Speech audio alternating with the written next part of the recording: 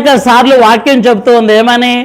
అనేక సార్లు ప్రభు వారికి దర్శనం ఇస్తూ వాళ్ళ విశ్వాసాన్ని బలపరుస్తూ ఉన్నాడని. Praise the Lord, praise the Lord. కాబట్టి ప్రియ విశ్వాసులారా, యేసు ప్రభు పునరుత్థానమయ్యాడన్నది చాలా నిజం.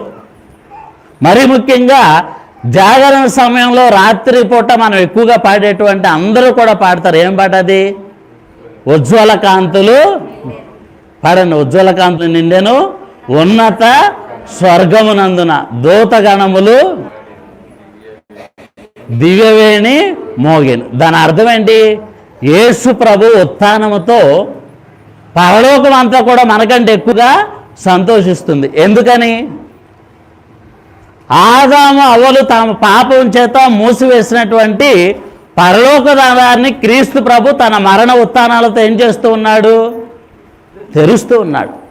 కాబట్టి దేవుడు మనల్ని ప్రేమించాడు. కాబట్టి ఆయన ప్రేమించిన మానవులందరూ కూడా మరలా ఎక్కడికి చేరుతారు? ప్రభు మరణ ఉత్థానాల ద్వారా పరలోకానికి చేరుతాడు. కాబట్టి తండ్రి నా బిడ్డలు మరలా నా దగ్గరకు వస్తున్నాడని పరలోకం అంతా కూడా ప్రభు ఉత్థానంతో ఏం చేస్తూ ఉంది? దూతలతో కలిసి ప్రభువుని స్తుతిస్తూ ఉన్నారు. ఎందుకని? ప్రభు మనల్ని మరలా తన ఇంటికి పిలుచుకుంటూ ఉన్నాడు. హల్లెలూయా, ప్రైజ్ ద లార్డ్ చెప్పను కానీ మాట్లాడుతుండే చెప్పొద్దు అవుతుంది. Praise the Lord, praise the Lord, praise the Lord. అదేవిధంగా ఈ యొక్క పాటలో దేవుడు ఒక వాక్యాన్ని చెప్తాడు. ఏంటి? మరీ ముఖ్యంగా పాపం అనేది ఎప్పుడు కూడా నీచమైందేనా? పాపం అనేది దేవుడి దృష్టిలో ఎప్పుడు కూడా నీచమైంది. కానీ రాత్రి పాడేటువంటి ఉజ్వల కాంతుల పాటలో ఆ యొక్క పాపాన్ని, ఆ అవ్వాదవుల పాపాన్ని ఏమని కీర్తిస్తామంటే ఘనమైనటువంటి పాపమా అంటాం. ఏమని అంటాం? ఘనమైనటువంటి పాపమా అంటాం. అనొచ్చా?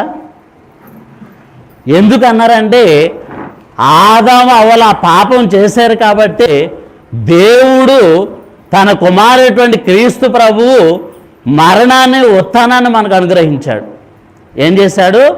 క్రీస్తు ప్రభు మరణాన్ని, ఉత్థానాన్ని మనకు అనుగ్రహించాడు. ఎందువల్ల అనుగ్రహించాడు? అవ్వ ఆదాములు చేసినటువంటి పాపం వల్ల.